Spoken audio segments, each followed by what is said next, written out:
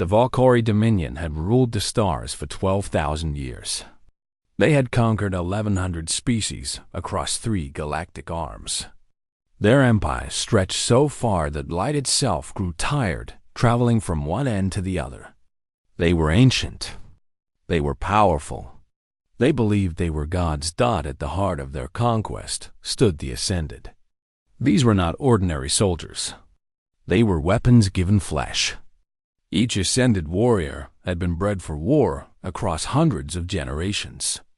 They stood 3 meters tall, their bodies wrapped in living armor that grew from their very skin. This armor could stop plasma fire. It could survive the heat of a dying star. It could heal itself when damaged. The Ascended carried weapons that could turn mountains into dust. They had fought 1,000 wars and won every single one. High Arbiter Thesan sat in his command chamber aboard the Eternal Judgment, the greatest warship the Dominion had ever built. He was old, even by Valkyrie standards. He had seen empires rise and fall. He had watched species beg for mercy and received none. In all his years, he had never known defeat. When the long-range sensors detected Earth, Thesan felt something he rarely experienced anymore: amusement. His analysts brought him their reports. The planet was small, blue and green and covered mostly in water. Its dominant species called themselves humans. They had only recently left their own world, and even then, they had gone no further than their single moon. Their spacecraft were slow, clumsy things that ran on chemical fire. They had no energy shields. They had no plasma weapons. They could not read minds or bend space or do any of the things that civilized species could do. Category 7, the Assessment Council declared. This was the lowest possible threat level. It meant the species was barely worth conquering. We recommend minimal deployment. 20 Ascended should be enough for the entire planet. Thesan considered this. 20 warriors for an entire world. It seemed almost wasteful to send even that many. But he was feeling generous that day. He had important conquests waiting in other sectors, and he wanted this small matter finished quickly. Send 50, he ordered. Let us be thorough. The deployment was treated as a ceremony. The 50 Ascended chosen for the mission were honored before the entire fleet. They knelt before the High Arbiter and received his blessing. They boarded their dropships with pride in their hearts. This would be an easy victory. A small note in the great history of the Dominion. The ships descended through Earth's atmosphere and landed in the largest human city. The Ascended emerged in perfect formation. They stood in the center of what humans called New York, their armor gleaming in the afternoon sun. Around them, millions of humans stopped and stared. Small flying machines circled overhead, watching and recording. The Ascended broadcast their message. It was the same message the Dominion had sent to 1,100 worlds before. Creatures of this world, you have been chosen for absorption into the Valkyrie Dominion. Your planet and all its resources now belong to us. Your species will serve the Empire in whatever capacity we decide. Resistance is not advised. Those who submit will be allowed to live. Those who fight will be destroyed. You have 1 planetary rotation to present your leaders for surrender. This is your only warning. The humans did not respond immediately. The Ascended waited. They were patient. They had done this many times before. Usually, primitive species needed time to understand their situation. Time to realize they had no hope. Time to accept their fate. Hours passed. The sun set over the human city. The Ascended stood motionless, their armor protecting them from the cold night air. They did not need to eat or sleep. They could wait forever if necessary. Then, as dawn broke over the city, something unexpected happened. The streets around them were empty now. The humans had fled during the night, taking nothing but themselves. The Ascended assumed this was fear. It was the correct response. But then they noticed something else. The buildings around them were empty too. The entire area had been cleared for several kilometers in every direction. Before they could consider what this meant, the first shot came. It struck the lead ascended warrior directly in the head. The impact was tremendous. The warrior staggered backward, his armor cracked from a single blow. He fell to his knees, confused. Nothing had ever damaged his armor before. Not plasma fire, not energy weapons, not anything. Then came more shots. Hundreds of them. They came from everywhere and nowhere. From buildings that should have been empty. From underground tunnels. From the sky itself. The Ascended tried to fight back, but they could not see their enemies. The humans were shadows. They struck and vanished. They worked together with a coordination that should have been impossible for such a primitive species. The battle lasted 16 hours. When it ended, High Arbiter Thiessen received a transmission from Earth. It was not a surrender. It was a set of coordinates, followed by a simple message in the human language that his translators struggled to decode. Come collect your garbage. Thiessen sent reconnaissance drones to the coordinates. What they found would haunt him for the rest of his life. The 50 Ascended had been arranged in a perfect circle. Their armor, which should have been unbreakable, had been cracked open like eggs. Their bodies had been broken in ways that should have been physically impossible. They had been killed not with energy weapons or advanced technology, but with simple metal projectiles fired at impossible speeds. With explosives hidden in the ground. With traps and tricks and tactics that no primitive species should have known. All 50 of them. The finest warriors the Dominion had ever produced. Dead. Thiessen stared at the images for a long time. His advisors waited in silence. No one knew what to say. This had never happened before. Not once in 12,000 years. Equipment failure, Thiessen finally said. His voice was steady, but something cold had settled in his stomach. There must have been a flaw in their armor. A manufacturing defect. Perhaps a local pathogen affected their systems. His advisors nodded quickly. Yes, that must be it. A mistake. An accident. Surely the primitive humans could not have done this themselves. Deploy 500 more, Thiessen commanded. The finest cohort in my fleet. Veterans of real wars. Let there be no more mistakes. His advisors bowed and hurried to obey.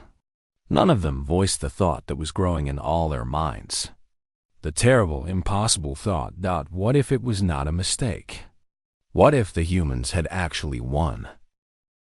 The 500 Ascended who descended upon Earth were not like the first 50. These were veterans. They had fought in the Crystalline Purge, where they had burned an entire civilization of silicon-based beings into glass. They had ended the Mindweavers of Kethnine, a species of telepaths who could drive lesser beings insane with a thought.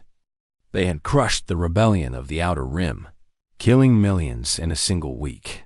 Their commander was Lord Vecton, a warrior so old that he remembered when the Dominion was young. His armor was covered in the marks of his kills. Each symbol represented a species he had personally helped destroy. There were so many symbols that his armor looked almost black. Lord Vecton looked down at the blue planet as his forces prepared to descend. He felt no fear. The death of 50 warriors was strange. Yes, unexpected, but he had lost more than 50 warriors in a single afternoon before. These humans had simply gotten lucky. They had caught the first wave by surprise. It would not happen again. "We take the northern landmass first," Vecton announced to his forces. "We destroy everything in our path. We leave nothing standing. In 3 days, this world will kneel." The 500 warriors dropped from orbit like falling stars. They landed across the northern continent in perfect formation, spreading out to cover maximum ground. Each warrior could destroy a human city by themselves. 500 of them could turn the entire continent into a wasteland. The first day went well enough. The humans fought back, of course. They always did. They used their primitive projectile weapons and their chemical explosives. The Ascended pushed forward through all of it. They burned cities. They crushed resistance. They killed thousands, but something was wrong. Lord Vecthan noticed it as night fell on the first day. His forces were taking losses. Not many, but more than they should. The humans were not fighting the way primitive species usually fought. They did not mass together in great armies that could be easily destroyed. They did not try to defend their cities with walls and fortifications. Instead, they melted into shadows. They attacked from impossible distances. A warrior would be walking through an empty street, and then suddenly he would fall. A hole punched through his helmet by a projectile he never saw coming. The shots came from kilometers away, sometimes from tens of kilometers. The Ascended had never encountered anything like it. Their enemies had always fought close, where Valkyrie weapons had the advantage. These humans refused to fight close. They watched from far away, waited for the perfect moment, and then struck with deadly accuracy. On the second day, things got worse. The humans had learned from the first day of fighting. They had studied the Ascended armor and found its weak points. The joints, the seals around the helmet, the sensor clusters on the back. Shots that had bounced harmlessly off armor on the first day now found these gaps with surgical precision. But that was not the worst of it. The humans had started using their own cities as weapons. Buildings that looked empty turned out to be filled with explosives. Streets collapsed into underground tunnels filled with traps. Water systems were poisoned. Power stations were rigged to explode. Every step forward became a gamble. Every building became a potential tomb. The Ascended fought on. They were warriors. They did not know how to retreat. But Lord Vecthan watched his numbers drop with growing concern. 30 warriors lost on the second day. Then 50 more. Then another 100. His soldiers reported strange things. The humans worked in small teams that communicated silently. They used hand signals and hidden messages. They appeared from nowhere, struck hard, and vanished before the Ascended could respond. When cornered, they fought with a ferocity that made no sense. Some of them strapped explosives to their own bodies and ran toward Valkyrie warriors, dying to take even one enemy with them. This was not how conquered species behaved. Conquered species surrendered. They begged for mercy. They accepted their fate. These humans did none of that. They fought as if death meant nothing to them, as if victory was less important than making sure the Ascended paid for every inch of ground in blood. On the third day, Lord Vecthan's communications with the fleet went silent. That it was not because the fleet had abandoned him. It was because the humans had found his communication arrays and destroyed them. They had watched. They had learned. They had figured out how Valkyrie technology worked, and they had used that knowledge to cut him off from any support. Lord Vecthan gathered his remaining forces. They were down to less than 200 now. More than half his warriors were dead, and many of the survivors were wounded in ways their healing systems could not fully repair. "We fall back to the landing zone," he ordered. "We request immediate extraction."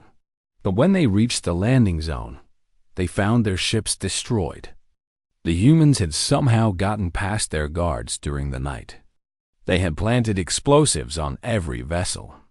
Nothing remained but twisted metal and burning fuel. Lord Vecthan stood among the wreckage and felt something he had not experienced in centuries: fear. They fought for 3 more days. They fought without hope of rescue, without supplies, without any way to call for help. The humans pressed them from all sides. They never attacked in force. They simply kept up the pressure, taking one warrior here, another there, slowly, surely grinding them down. When the Dominion fleet finally sent rescue teams, They found nothing but bodies. High Arbiter Thiessen received the report in his command chamber. 500 of the finest warriors in the Dominion. Veterans of 100 campaigns. Dead to the last soldier. For a long time, he said nothing. His advisors waited in terrified silence. How many humans did we kill? Thiessen finally asked. His chief analyst checked the records. Approximately 14,000 confirmed kills, High Arbiter. Perhaps twice that number in collateral damage. Thiessen did the math in his head. They had traded 500 Ascended for perhaps 40,000 humans. On the surface, that seemed like a victory. But the humans had billions more. The Dominion did not have unlimited Ascended. We underestimated them, Thiessen said quietly. It will not happen again. He turned to face his war council. His eyes were cold now. The amusement he had felt when first discovering Earth was completely gone. Wake the Grand Marshal, he ordered. Tell him we require his personal attention. Tell him to bring the pride of the Dominion. His advisors bowed and rushed to obey. This time, there would be no half measures. This time, Earth would burn. Grand Marshal Kethvin had not lost a battle in 4,000 years. He was the greatest military mind the Valkyrie Dominion had ever produced. He had broken the siege of Yulkathran when all others said it was impossible. He had ended the 1,000-year rebellion in just 9 days. When the Dominion needed absolute victory, they called upon him. He arrived at Earth with the pride of the Dominion. This was not just an army. It was a force of destruction so vast that entire species had surrendered simply upon learning it was coming. 10,000 Ascended warriors, each one a veteran of countless campaigns. Orbital bombardment platforms that could crack continents. Hunter-seeker drones that could find a single person hiding anywhere on a planet. Atmospheric denial weapons that could turn the very air into poison. Kethvin looked down at the small blue world and felt nothing but cold purpose. He had reviewed the reports. He understood what had happened to the previous forces. The humans were clever for primitives. They had used surprise and trickery to win their victories. But surprise only worked once. Trickery was useless against overwhelming force. Glass their cities if you must, he ordered his commanders. Level their mountains. Boil their oceans. I do not care if we leave this world uninhabitable. All that matters is that we leave it conquered. The invasion began at dawn. The orbital platforms struck first. Great beams of energy descended from space, each one powerful enough to level a city. Kethvin expected the humans to panic. He expected them to flee. He expected the resistance to crumble before his forces even touched the ground. What he got instead was something else entirely. The humans had been preparing. They had spent the weeks since the first invasion doing something that should have been impossible. They had taken the technology from the fallen Ascended, and they had learned from it. Their scientists had worked without sleep. Their factories had run without stopping. In just weeks, they had figured out secrets that had taken the Dominion centuries to discover. When the orbital beam struck, many found their targets. Cities burned. Millions died. But other beams were stopped by shields that had not existed before. Energy barriers that flickered with stolen Valkyrie technology, absorbing attacks that should have destroyed everything beneath them. Then the humans struck back. Missiles rose from hidden locations all across the planet. They were crude things, built quickly from whatever materials were available. But they were guided by captured Valkyrie sensors. They adapted mid-flight, learning from each missile that was destroyed. By the time they reached the orbital platforms, they knew exactly how to get through. 3 platforms died in the first hour. 2 more fell before the day was done. Grand Marshal Kethvin ordered the ground assault to begin. If orbital bombardment would not work, then his warriors would conquer the old way. Hand to hand, city by city, They would crush the humans under their boots and be done with it. The Ascended descended in waves. They landed across every continent. They expected to find a broken species, reeling from the devastation of orbital strikes. What they found was an army waiting for them. Humans filled the skies in aircraft that should not have been able to fly. They were ugly things, welded together from wreckage and desperation. But they swarmed in numbers that defied belief. For every one shot down, 10 more appeared. They did not fight alone. They fought in coordinated groups, covering each other, sacrificing themselves to protect their companions. On the ground, every step became a battle. The humans had turned their entire planet into a fortress. Cities that had been beautiful were now death traps. Forests that had been peaceful were now killing fields. Underground tunnels stretched for thousands of kilometers, allowing human fighters to appear behind Valkyrie lines without warning. Kethvin watched his forces die. Not in dozens. Not in hundreds. In thousands. The humans did not fight like any species he had ever faced. They did not care about their own survival. Soldiers threw themselves onto Valkyrie weapons to protect their friends. Pilots crashed their aircraft into enemy formations rather than retreat. Entire units stayed behind to hold positions, knowing they would die, just to give others time to escape. It made no tactical sense. It violated every rule of warfare Kethvin had ever learned. And it was terrifyingly effective. After 2 weeks, Kethvin had lost 4,000 Ascended. Almost half his force. The humans had lost millions, but they kept coming. More soldiers arrived from other regions. More weapons emerged from underground factories. More aircraft filled the skies. After 3 weeks, he had lost 6,000. His remaining warriors were exhausted. Their armor was damaged. Their weapons were running low on power. And still the humans came. Kethvin called for reinforcement from the Dominion. He explained the situation. He detailed his losses. He requested another pride level, forced to finish the job. The response came directly from the High Council that no reinforcements would be sent. The losses were already too great. The Dominion could not afford to spend more Ascended on a single primitive world. Kethvin was ordered to withdraw immediately and preserve what remained of his forces. For the first time in 4,000 years, Grand Marshal Kethvin was forced to retreat.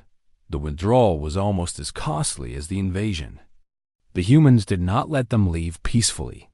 They attacked the fleeing Valkyrie with everything they had. Dropships were shot down. Warriors trying to reach extraction points were ambushed. Every step off the planet cost more lives. When Kethvin finally returned to the fleet, he had fewer than 600 warriors left. 10,000 had descended. Less than a tenth had survived. Many of those survivors were so badly wounded they would never fight again. The Grand Marshal stood alone in his command chamber, staring at the blue planet below. For the first time in his ancient life, he understood what it meant to face an enemy that simply would not stop. An enemy that valued victory more than life. An enemy that had turned their own extinction into a weapon. He had come to Earth expecting conquest. He was leaving with the taste of defeat. Behind him, the planet spun peacefully in space. From this distance, it looked so beautiful. So harmless, like a jewel floating in the darkness. Kethvin knew better now. That jewel was actually a trap. A prison for something that the galaxy had never seen before. Something that was now awake. Something that knew it was not alone in the universe. Something that was very, very angry. The High Council of the Valkyrie Dominion gathered in the Chamber of Eternity. This was the most sacred place in the Empire. The walls were made of crystal that was older than most stars. The floor was carved from the heart of a dead world. Here, the leaders of the Dominion had made decisions that shaped the galaxy for 12,000 years. They had never gathered to discuss a defeat before. There had never been a need. 17 council members sat in a circle. High Arbiter Thiessen was there, his face pale and drawn. Grand Marshal Kethvin attended through hologram, his shame too great for him to appear in person. The others were ancient beings who had ruled the Dominion for centuries. They had conquered civilizations that spanned solar systems. They had crushed rebellions that involved trillions of soldiers. None of them understood what had happened at Earth. "It is a temporary setback," insisted Councillor Venthus. He was the oldest member of the council, and the most traditional. "These humans caught us by surprise. We underestimated them. Next time, we will send a larger force. We will not make the same mistakes." "And how large should this force be?" asked Chief Analyst Myrith. She was younger than most council members, but her mind was perhaps the sharpest in the Dominion. "We sent 50 warriors. They died. We sent 500. They died. We sent 10,000. 9,000 of them died. Shall we send 100,000 next? 1,000,000? "If necessary," Venthus replied. "We do not have 1,000,000 ascended," Myrith said coldly. "We have perhaps 3,000,000 in total, across the entire empire. If we lose warriors at the same rate we lost them on Earth, conquering that single world would cost us our entire military." Silence fell over the chamber. No one wanted to accept what she was saying. It went against everything they believed about themselves. "They are prey," Venthus said finally. His voice was less certain now. "Their biology confirms it. They are soft. They are weak. They have no natural weapons. They evolved to be hunted, not to hunt." Myrith stood and activated the central display. A hologram of a human appeared, rotating slowly so everyone could see. "You are correct that they are soft," she said. "Their bodies have no armor. A single blow from an ascended can break them. They die easily from injury, from disease, from 1,000 different causes."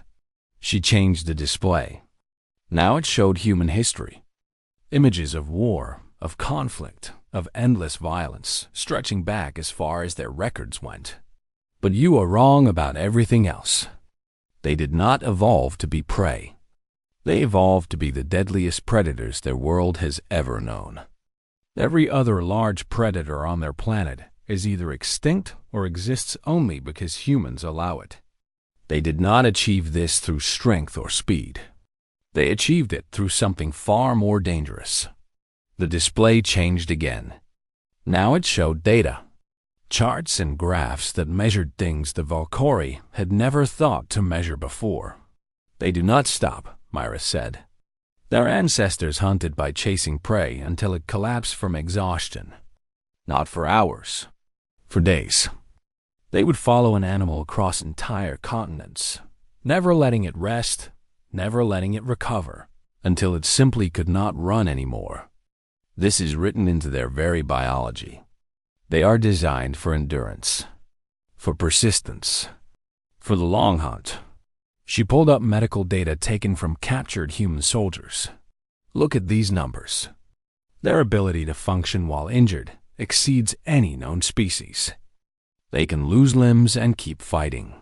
They can suffer wounds that would kill any Valkyrie and survive through sheer will.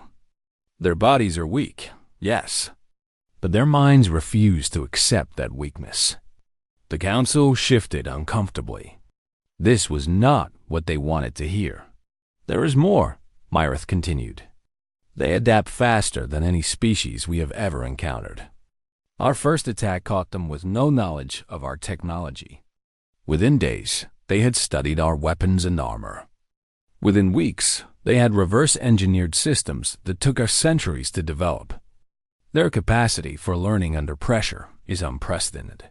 She paused and looked at each council member in turn. "But the most dangerous thing about them is not their endurance.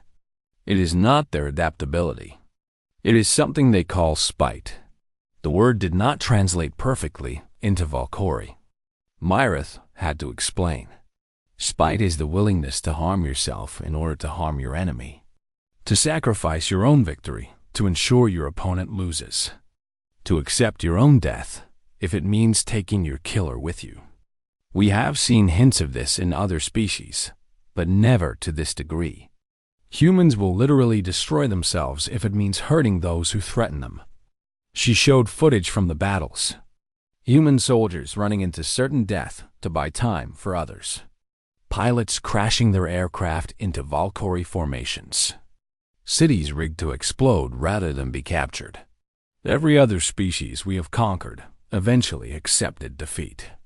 They valued their own survival more than victory. They could be reasoned with, threatened, controlled. Myrith shook her head slowly. Humans cannot. They would rather burn their own world than see it conquered. They would rather die than surrender.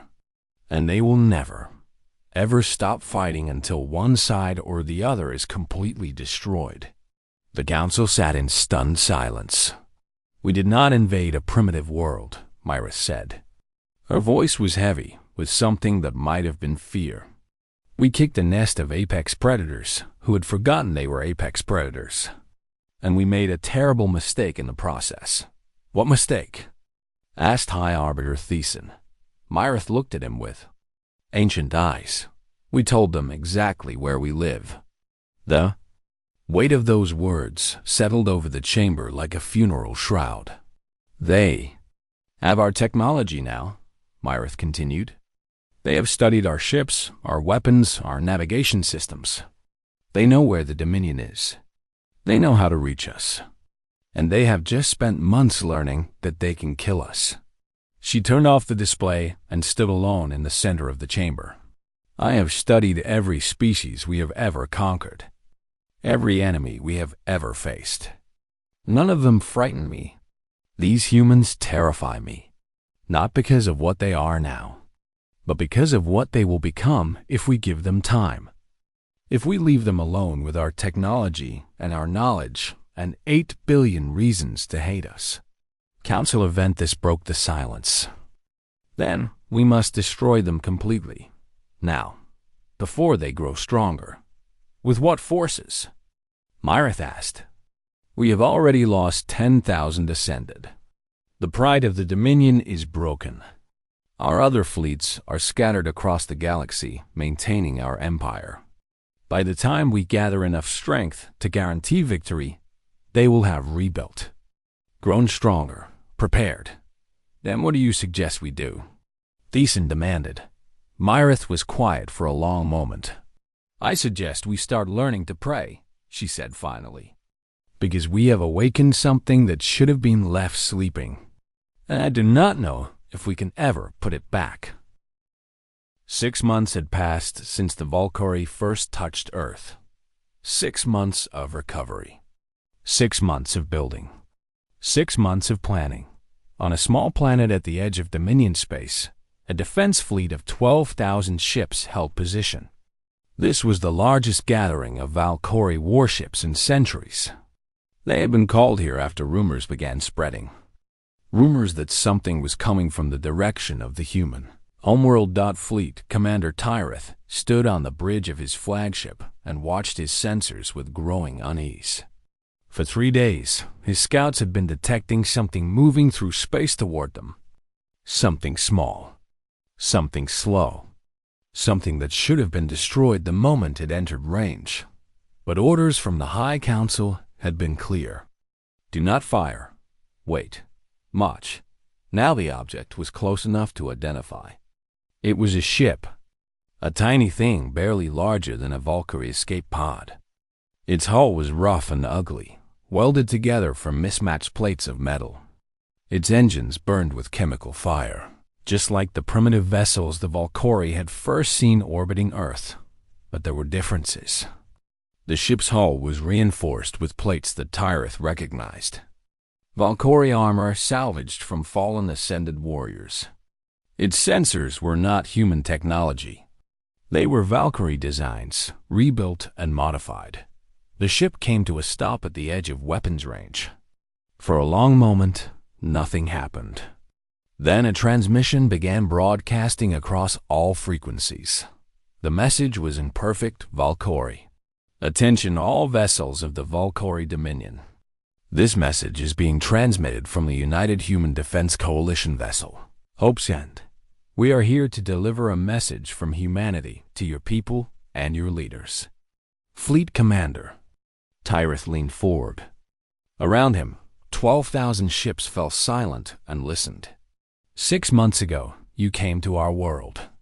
You came with your finest warriors. You came with your most powerful weapons. You came with your ancient pride and your certain belief that you could not lose. The voice paused. When it continued, something cold had entered its tone. You sent your finest. They did not return. You sent your pride. They did not return. You sent your wrath. It did not return. Tyrith felt a chill run down his spine. He had read the reports from Earth. He knew how many Ascended had died there. But hearing it stated so simply, so calmly, made it feel more real. We are not what you thought we were. We are not prey waiting to be devoured. We are not primitives to be conquered. We are not another species to add to your collection of slaves. The message continued, and now there was steel in every word. We are humanity. We are 8 billion problem solvers. 8 billion survivors. 8 billion descendants of creatures who hunted predators to extinction with rocks and sharp sticks. You came to our home and tried to take everything from us. You killed our people. You burned our cities. You thought we would break. A pause. We did not break. We learned. Images began transmitting alongside the audio. Factories producing weapons. Shipyards building vessels. Training camps filled with soldiers. Research facilities where scientists worked day and night. In 6 months, we have rebuilt everything you destroyed. In 6 months, we have created weapons you thought impossible for us. In 6 months, we have gone from a species that could barely reach its own moon to a species that can reach you. The images showed more. Ships, not crude vessels like the one delivering the message. Real warships. Hundreds of them. Built with a combination of human creativity and stolen Valkyrie technology. We know where you are now. We have mapped your empire. We have studied your defenses. We have identified your weaknesses. And we have spent 6 months preparing for what comes next. Tyrith gripped the arms of his command chair. His knuckles turned white. We offer you a choice. 2 paths. 2 futures. The transmission paused for effect. The first path is peace. Leave us alone. Never return to our system. Never contact our species again. Go back to your empire and forget you ever found us. In exchange, we will let you go. We will not hunt you.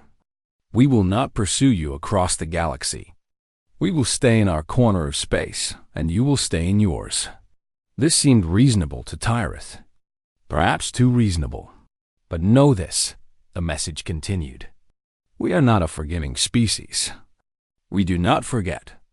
If you ever threaten us again, if a single Valkyrie ship ever enters our space with hostile intent, we will consider the peace broken, and we will respond without mercy.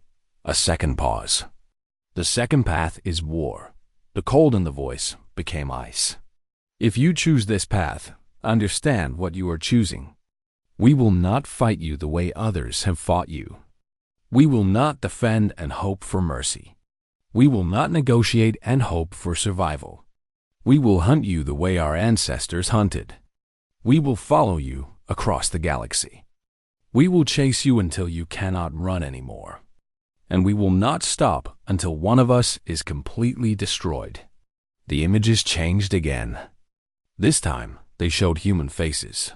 Soldiers, scientists, workers, ordinary, people with extraordinary determination in their eyes. You have seen what we can do when desperate. You have seen what we can achieve with stolen scraps and salvaged technology. Imagine what we will accomplish with purpose, with focus, with time to prepare, with the full attention of 8 billion persistent predators who have just discovered that the universe is full of enemies. The message was nearing its end. Tyrith could feel it. We await your decision, but we will not wait long. You have 1 standard month to respond. Withdraw your forces from our region of space and broadcast your acceptance of peace. Or do nothing, and we will take your silence as a declaration of war. 1 final pause. Choose wisely. We really do hope you choose peace. Despite what you did to us, we do not want to destroy you. We want to explore this universe. We want to meet other species. We want to learn and grow and become something greater than we are. The voice softened slightly. But if you force us to choose between our survival and yours, we will choose ours. Every single time. Without hesitation. Without regret. The message ended with 3 simple words. We are waiting. Then Silence. Fleet Commander Tyrith sat motionless for a long time. Around him, 12,000 Valkyrie warships held position. The most powerful fleet ever assembled in this region of space. Enough firepower to crack moons and shatter planets. He looked at the tiny human vessel hanging alone in the void. So small, so fragile. So terrifying. He reached for his communication console and opened a channel to the High Council. His message was brief. I believe we should accept their terms. 3 weeks later, the Valkyrie Dominion officially withdrew from the region of space containing Earth. For the first time in 12,000 years, they abandoned the conquest. For the first time in their history, they chose not to fight. On Earth, people gathered to watch the announcement. They cheered. They cried. They held each other and celebrated their impossible victory. But in the shipyards, construction continued. In the training camps, soldiers kept training. In the research facilities, scientists kept working. Because humanity had learned something important from its first contact with alien life. The universe was dangerous.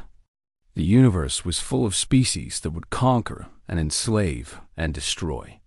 The universe did not care about fairness or justice or mercy. But that was okay. Humanity had never needed the universe to be fair. They just needed it to make the mistake of underestimating them. And now the galaxy knew better.